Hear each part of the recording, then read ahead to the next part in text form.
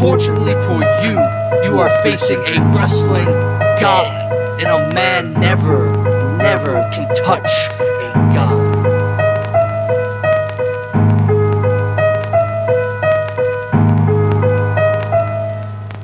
In a world where violence is often blunt and unrefined, Anthony Gangone emerges as a sinister auteur, a cerebral executioner who turns every match into a spectacle of psychological horror.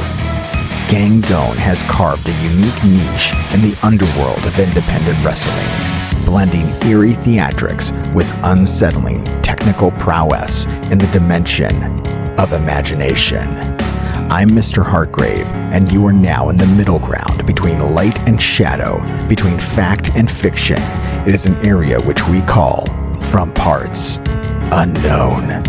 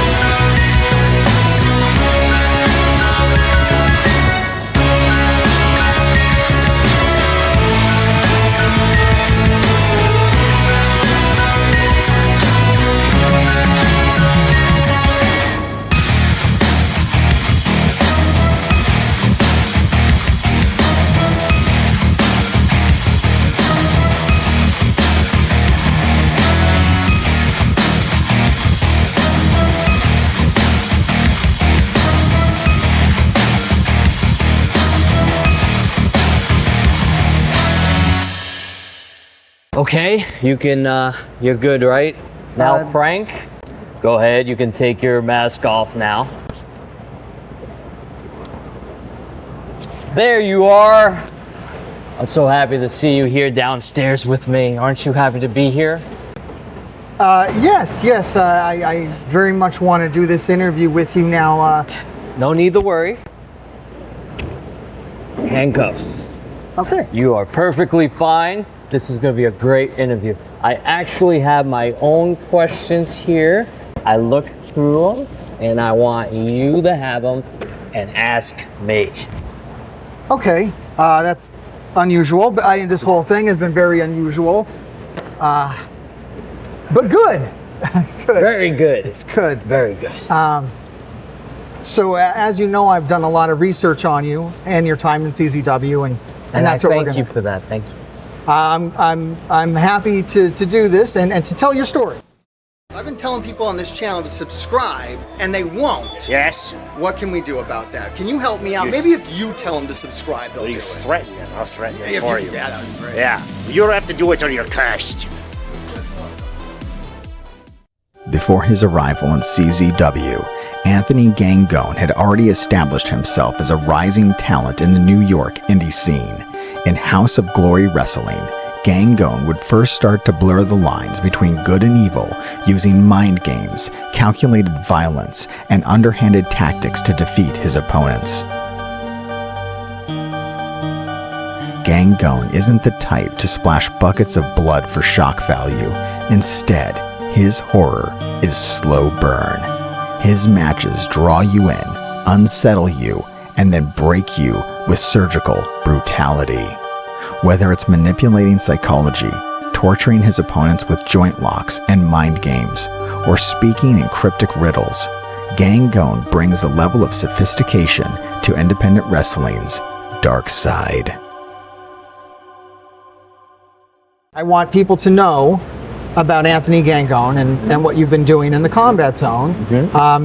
Started back in 2015, between 2015 and 2016, that's about when you entered the combat zone for the first time. And I noticed when I went back and watched things that they already knew you. The CZW faithful already knew who Anthony Gangone was. They were already chanting your name.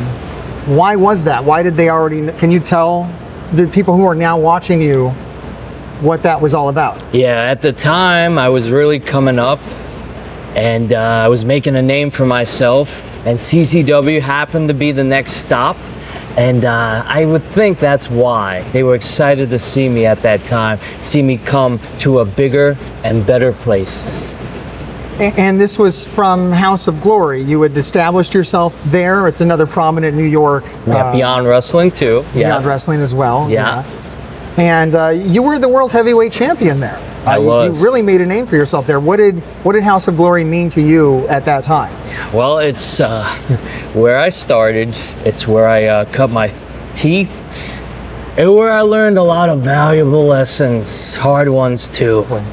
So yeah, but it was a good experience. Everything I've ever done has been a good learning experience. Let everybody know to like and subscribe. Like hit one of the buttons. Yeah, we need it.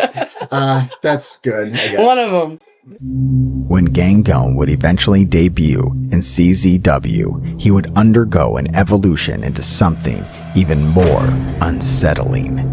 Channeling the energy of horror cinema, equal parts Clive Barker and John Carpenter, Gangone introduced a dark, messianic persona, often flanked by allies in a pseudo-religious faction. His promos became sermons, his matches, rituals of pain.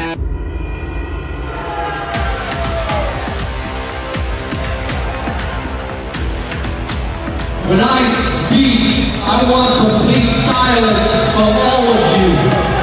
Yeah, good luck with that here in the combat zone. Ezekiel Lewis, Holmes, Smiley, and the cutthroat disciple Juba. With the one above all, Anthony Gangone, and this is the house of Gangone. Now this may look familiar to you because there's a bootleg House of Gangone right here in the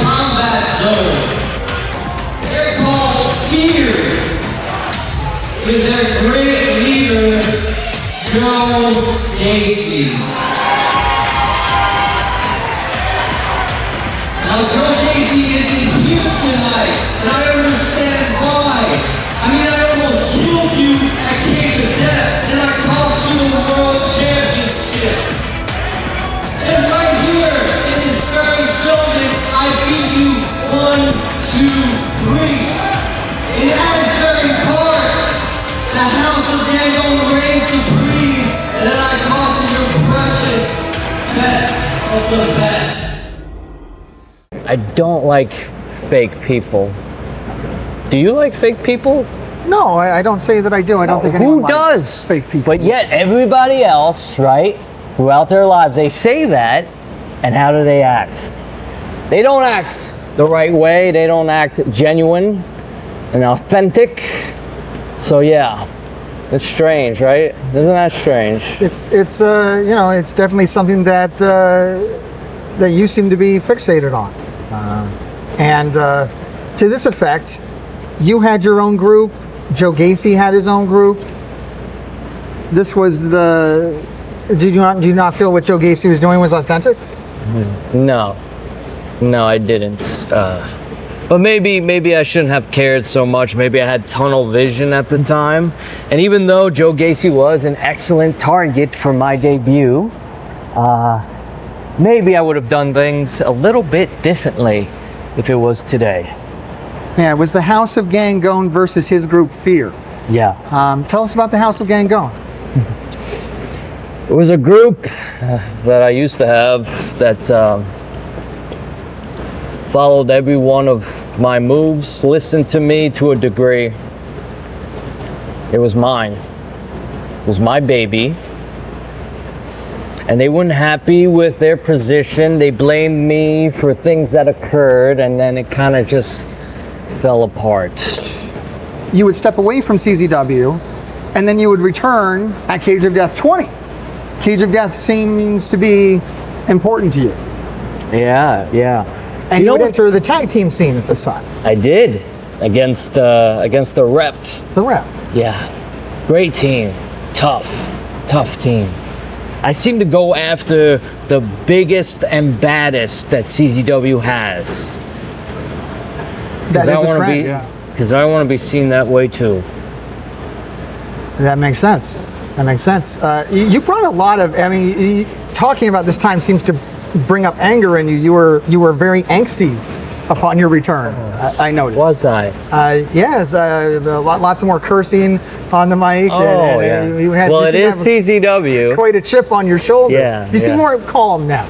I am very calm. I'm very happy. You actually ended up holding those tag titles by yourself.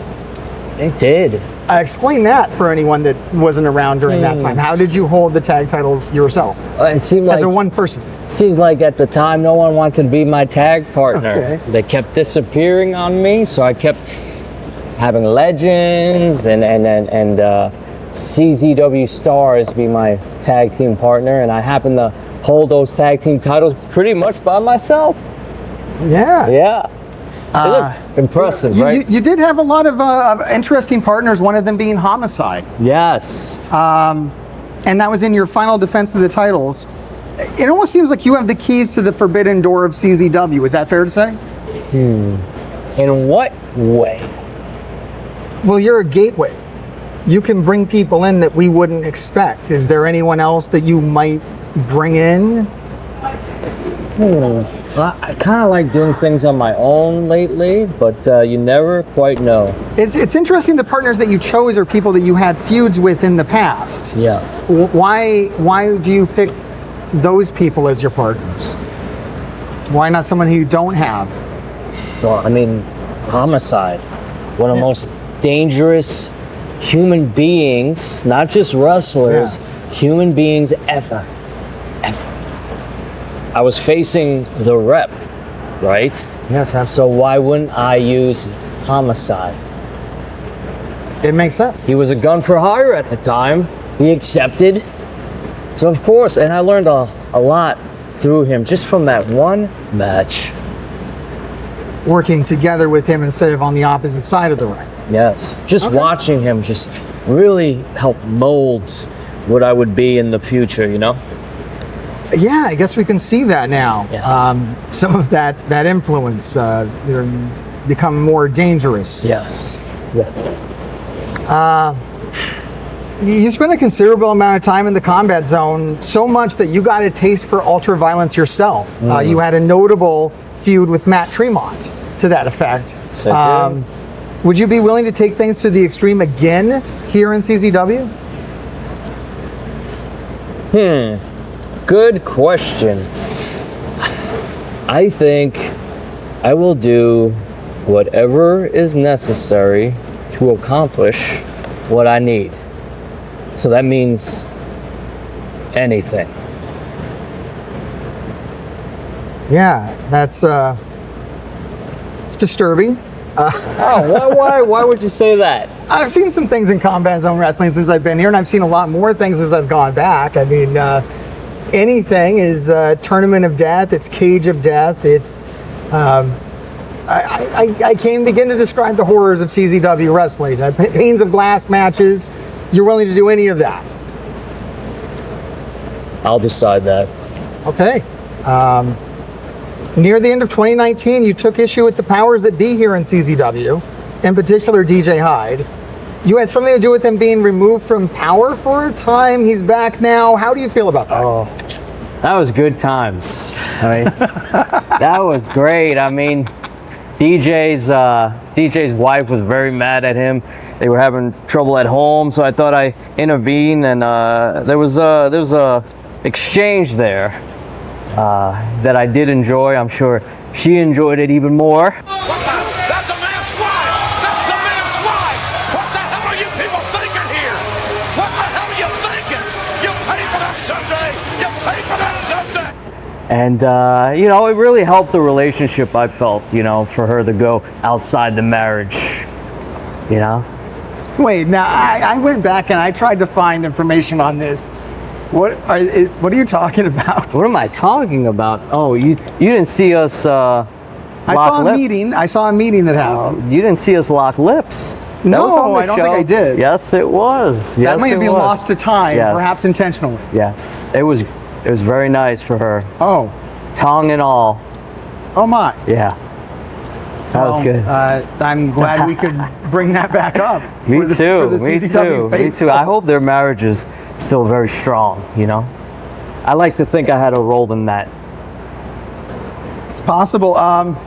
So not just DJ Hyde, but you had a relationship with Maven, who stepped into power here for a time. Yes. Do you still keep in touch with Maven? I don't. The reason why I liked Maven is because he was an adult, you know? Okay. Everyone here likes to pretend like they're a man or strong, but they're not. They're very weak and insecure, and Maven was none of that. That's why we got along. And we had the right business sense. Yeah, it was a powerful partnership. Be interesting to see if anything develops with that. Like I said, you are the forbidden door. People come here that you wouldn't expect. I believe Maven's retired at this point. I don't know if that's a reality.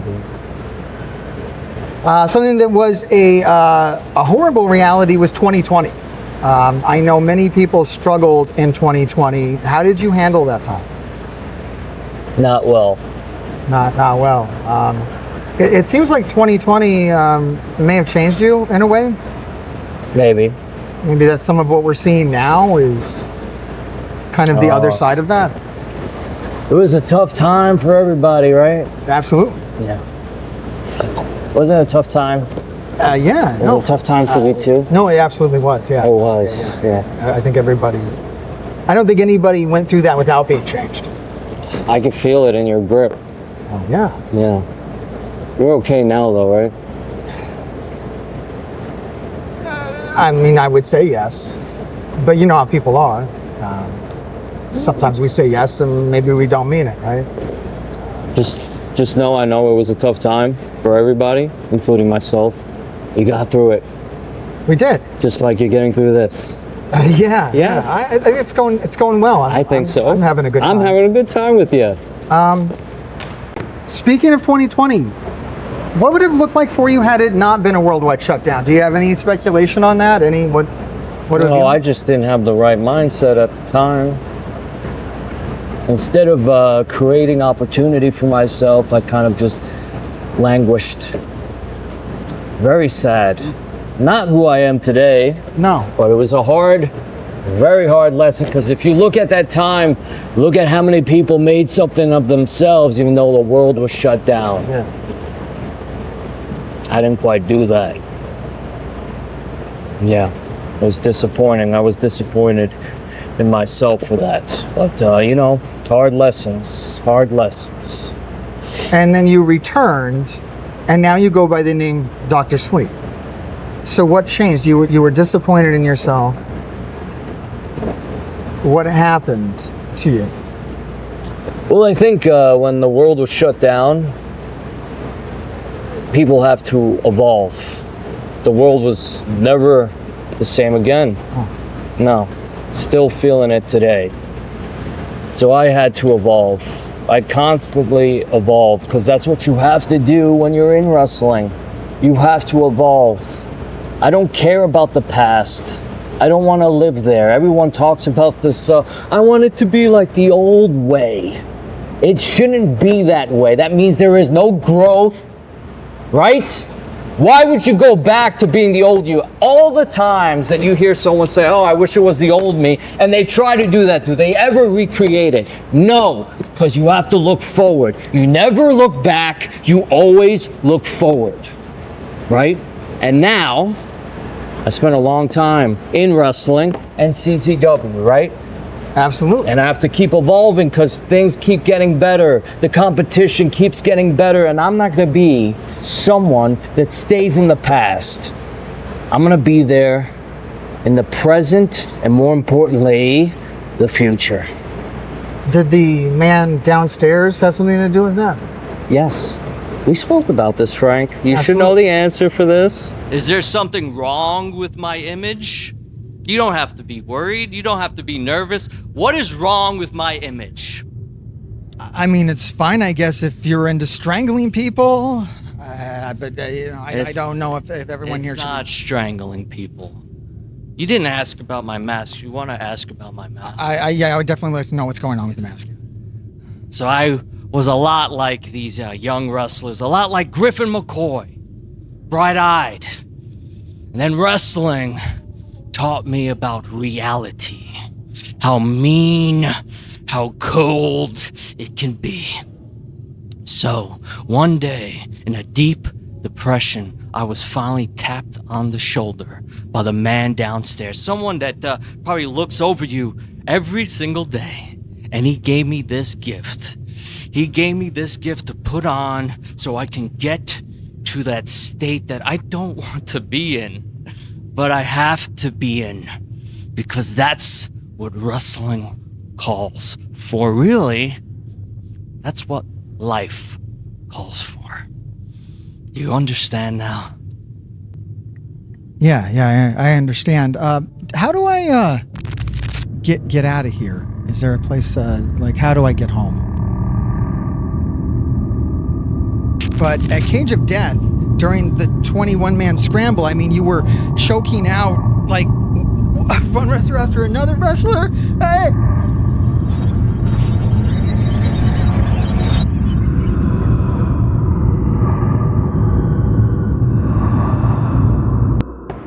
The man downstairs did give me this. Ever since I met the man downstairs, my life has been way, way better. Everything is so clear now, and so many great opportunities have come my way. Who is the man downstairs?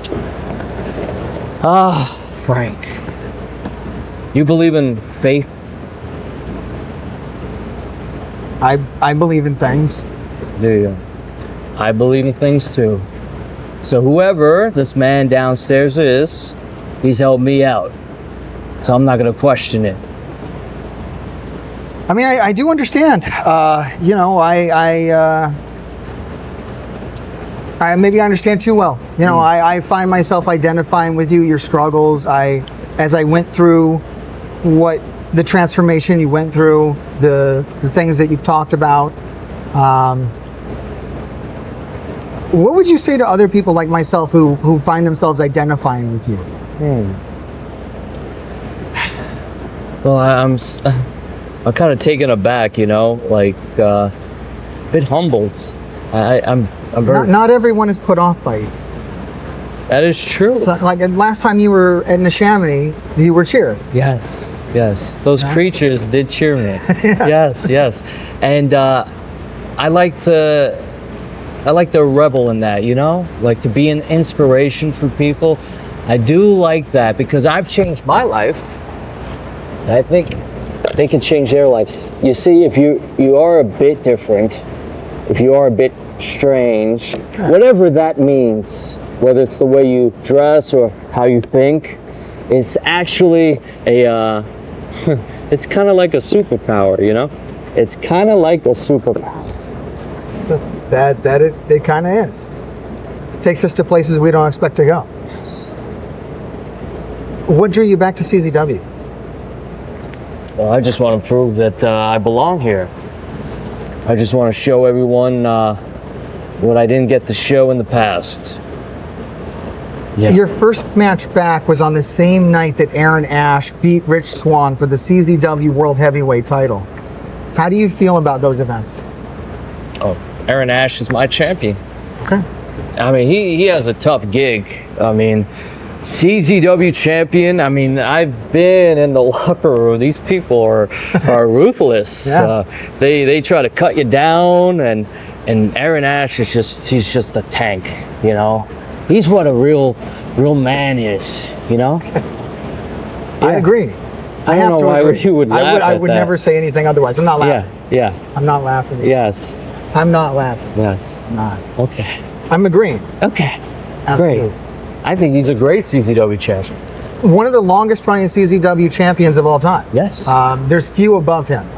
One of them being Joe Gacy. One of the reasons why we talked about 2020, a bit of an asterisk there. One of the greatest champions we've ever seen. You would actually end up teaming up with Vendetta briefly for one match. A bit of an unlikely partnership. Have you been keeping an eye on what's been going on with Vendetta ever since? Well, I think it's a bit sad what's going on, but I think Aaron Ash does have a good grasp on it. And whatever he decides in that situation will be the right answer. Right? Yeah, I believe that the champion makes good decisions. It's led him to being one of the longest running CZW champions of all time. Yes. Also by his side, Troy Parker. What are your thoughts on how Troy's been developing the combat zone? I like his aggression. Okay. That's what you have to be in this. Wrestling's really not for everybody. I wish it was. I really do. But it's really not. You know? You have to be mean. This place is cold. Just like the world, it's cold. And we can pretend like we're all nice to each other, but we're not. So you have to make sure that you have those attributes to deal with it, to cope, you know, in the right way without being depressed and sad. Yeah, I've been there. Trust me, I've been there. It hasn't done anything for me, but now I feel good and I can take on anybody, including the world. Would you be looking for help in that? Would you want to form your own group again here in CZW? You'd probably want a group of devout followers, right? I don't know about that. I kind of had a bad experience in the past. I kind of like doing things my own way. Now, if people seem to gravitate towards that, that's fine. Okay. But it's not something I'm really looking into at the moment. But I do enjoy these little creatures that do cheer for me in the crowd. My little creatures, I'm so proud of you. Every day is a struggle. Every day is a fight. But you wake up and you face it. It's okay to be a little strange. It's okay to be a little odd. But you need to be you every single day. And you can take on the world. And guess what? I don't like the world's chances. Thank you for watching Mr. Hardgrave from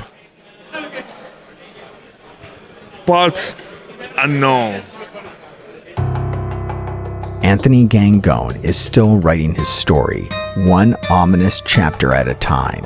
And when the final scene fades to black, it won't be applause that you hear. It will be the quiet echo of fear, still reverberating from the shadows he leaves behind. He is the kind of horror that sneaks up on you, suffocates you, and lingers in your nightmares long after the final bell rings. With every word spoken, every calculated strike, and every eerie entrance, he builds his cinematic masterpiece, one act of violence at a time.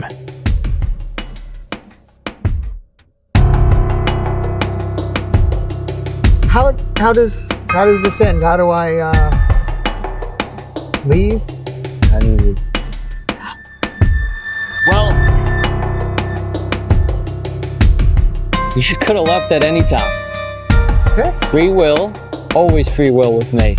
And nothing happened to you, just like I said. Am I gonna get stuck down here for like a week again? No, you're not. You weren't here for a week the last time. Let's not exaggerate. Yeah, I mean, all right? they put out a notice on social media looking for me. I don't believe that to be true. happened. I saw it when I came back. Okay. Just, you can leave now. Our interview I is ended up on over. the side of the road. I had to like. I said All our right, interview all is right. over. Okay. Okay? Okay, all right. Thank you, Frank. Thank you again. Cameraman, you can leave too.